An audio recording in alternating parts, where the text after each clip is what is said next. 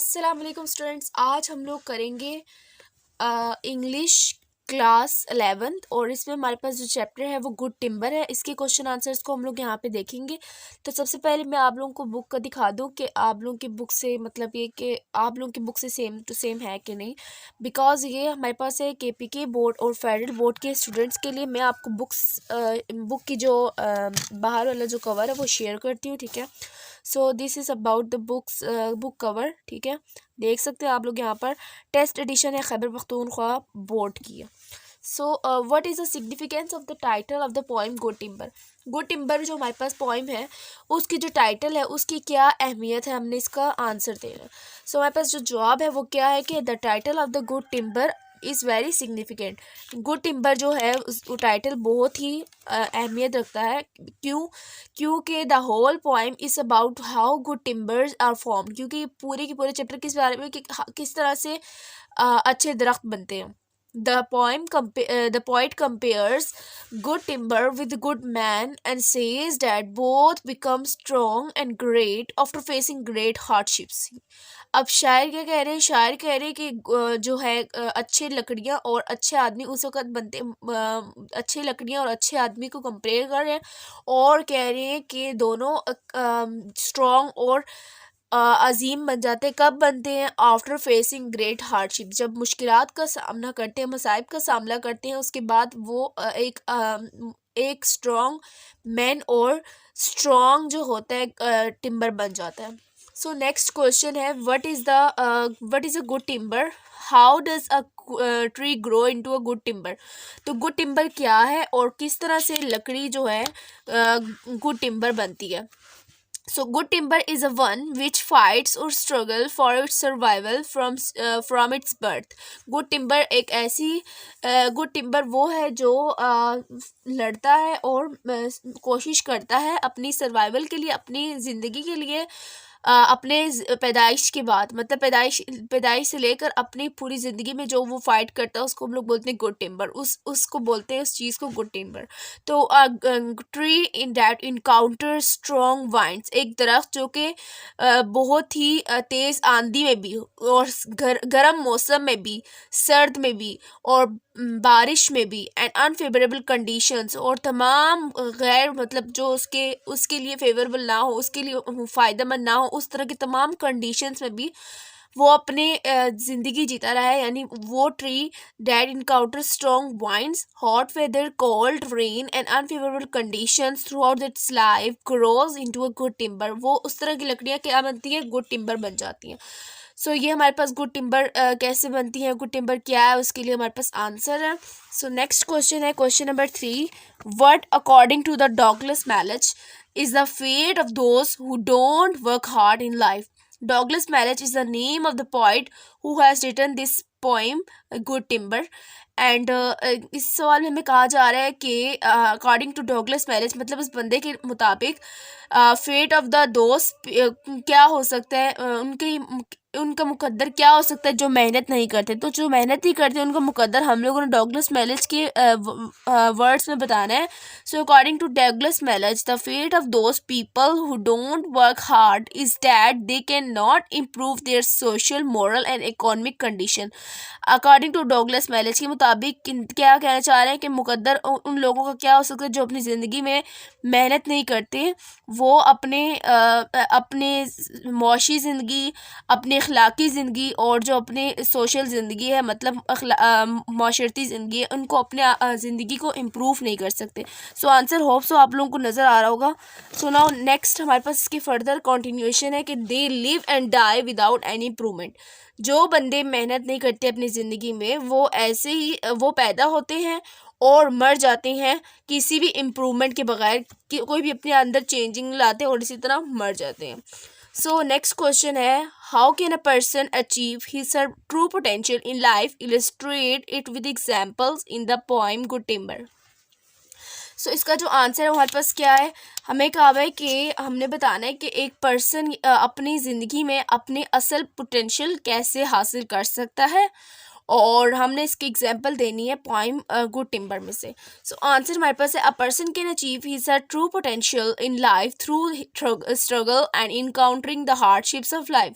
किस तरह से अपनी ट्रू पोटेंशियल अचीव कर सकता है? बाय स्ट्रगल करने से, मेहनत करेगा, कोशिश करेगा और इनकाउंटर करेगा, मतलब ये कि सामना करेगा तमाम के तमाम मसाइब की, ज़िंदगी के तमाम मसाइब का जब वो सामना करेगा, then he can achieve his true potential.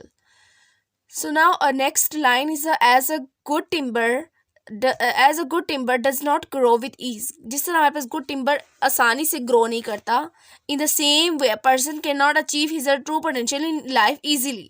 इसी same way में हम लोग क्या कहते हैं कि एक person अपनी ज़िंदगी में अपनी असल सलाहियत को easily achieve या हासिल नहीं कर पाता।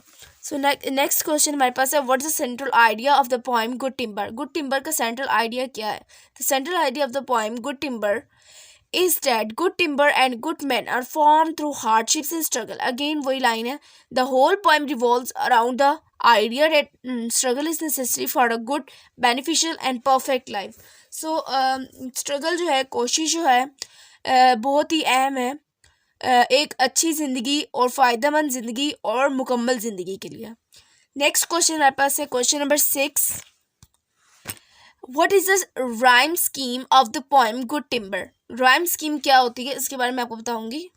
सो राइम स्कीम का मैंने आपको बताना है। यहाँ पे आप लोग देख रहे हैं, फर्स्ट हमारे पास पैराग्राफ है, ठीक है। फर्स्ट हमारे पास पैराफ्रेज है, उसमें लिखा हुआ है, the tree that never had to fight for sun and sky and air and light. अब फाइट और लाइट में कुछ हद तक आपको सिमिलरिटी वॉइस पे नज़र आ रही है। But stood out in the open plain and always got its share of rain. Rain and plain में भी कुछ हद तक सिमिलरिटी नज़र आ रही है, बट प्लेन और लाइट में कोई नज़र नहीं आ रही।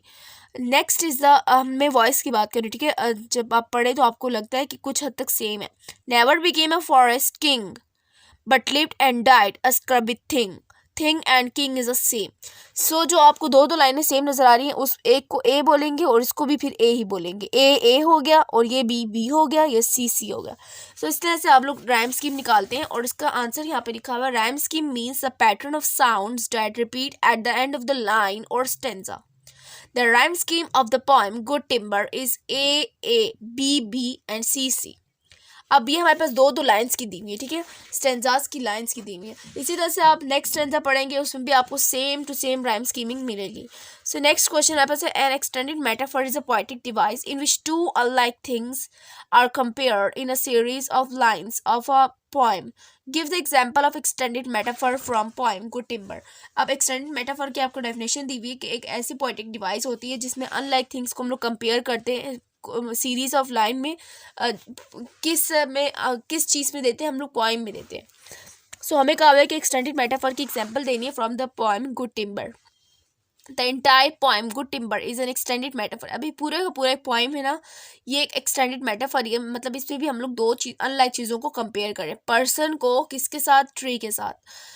The poet says that people like trees grow and reach their true potentials by facing difficult situations in life. This metaphor is extended to the end of the poem.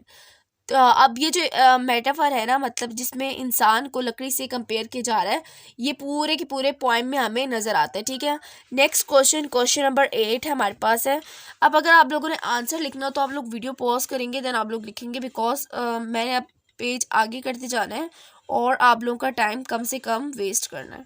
So next question हमारे पास है कि what is alliteration, give its example from the poem good timber. Alliteration होती क्या है, हमने उसकी example देनी है गुड टिम्बर में से।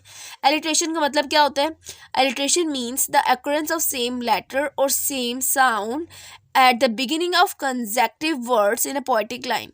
तो आप जब कोई भी लाइन पढ़े होंगे उसमें आप लोग देख रहे होंगे कि आपको ना सेम लेटर अगर रिपीट हो रहा हो एक ही स्टेंजा की लाइन में, और या फिर आपको उसकी साउंड भी सेम आ रही हो, ठीक है। मतलब ये कि आप सन बोल रहे हैं, स्काई बोल रहे हैं, इसमें क्या आ रहा है, एस आ रहा है। सो सन और स्काई की जो साउंड है वो आपको सेम नज़र आ रही है, सो उसको हम लोग बोलते हैं एलिट्रेशन। सो इसमें हम लोग देख रहे हैं कि हमारे पास है कि सन एंड स्काई मैनली मैन। अब ये लाइन आपके स्टेंजा नंबर में देखती हूँ, उसके बाद आपको बताती हूँ। फर्स्ट स्टेंजा नंबर फर्स्ट की सेकंड लाइन में लिखा हुआ है सन एंड स्काई, ठीक है, फॉर सन एंड स्काई। और इसी तरह से मैनली मैन लिखा हुआ है स्टेंजा नंबर 2 की सेकंड लास्ट लाइन में मैनली मैन। मैनली मैन में भी आपके पास एम क्या सेम है। अब ये जो एलिट्रेशन के लिए जो लेटर्स होते हैं फर्स्ट लेटर वो ज़्यादा दूर दूर नहीं होने चाहिए, नज़दीक नज़दीक एक ही लाइन में होने चाहिए।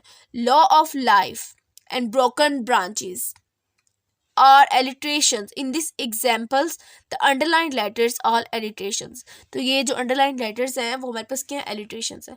So students, ये था हमारा आज का लेक्चर। इंशाल्लाह नेक्स्ट लेक्चर में मिलेंगे। Next chapter number 4 from mother with love, from mother to love जो भी है, तो उस पर मिलेंगे हम लोग क्वेश्चन आंसर्स के साथ। तब तक के लिए अगर आपने मेरे चैनल को सब्सक्राइब नहीं किया तो लाजमी सब्सक्राइब करें ताकि नोटिफिकेशन आप लोग को मिल सके। अल्लाह हाफिज़।